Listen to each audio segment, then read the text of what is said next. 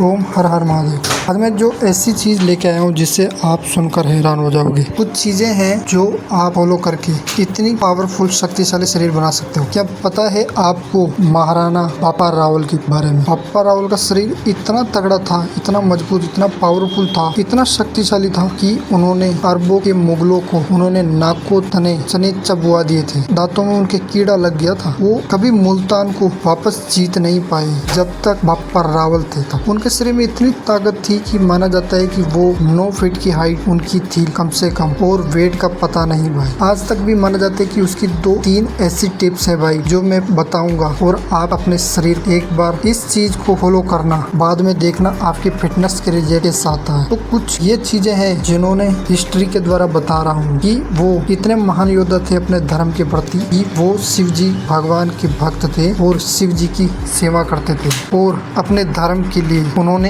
अपना बलिदान, अपनी जान लगा दी थी। मेवाड़ में रहते हुए भी, मुल्तान और जहाँ सिंध पर कभी भी हिंदुओं पर अड़चन आई, वो हमेशा डटकर खड़े रहे। इसीलिए आज बहुत सारे लोग बापा रावल जी को भगवान मानते हैं। तो चलिए कुछ टिप्स हैं जो हम अप्लाई करके हम भी ताकतवर शरीर बना सकते हैं। नंबर 1, जो माना जाता है कि वो देसी गाय का दूध पिया करते थे बापा रावल जी। देसी गाय का दूध, जी हाँ, जिसका पहले बहुत ताल्लुकात था। आजकल तो कोई गाय रखता नहीं देसी गाय, लेकिन पहले के समय वो राजा महाराजा देसी गाय का दूध का सेवन किया करते थे, बहुत ज्यादा से ज्यादा। इसीलिए उनके शरीर में इतनी सारी ताकत थी कि वो 100-150 किलो की तलवार को दिन भर चलाते थे और थकते नहीं है। इतनी ताकत कहाँ से आती है? सिर्फ और सिर्फ गाय के दूध से। दूसरा नंबर, सूर्य नमस्कार। बताया जाता है कि वो 2000 दिन में सूर्य नमस्कार किया करते थे, 2000, और कई घंटों तक ज्ञान और तपस्या और कई सारे योग व्यायाम करते थे। शायद इसीलिए उनका शरीर इतना ज्यादा बलवान हुआ करता था कि कोई सोच भी नहीं सकता।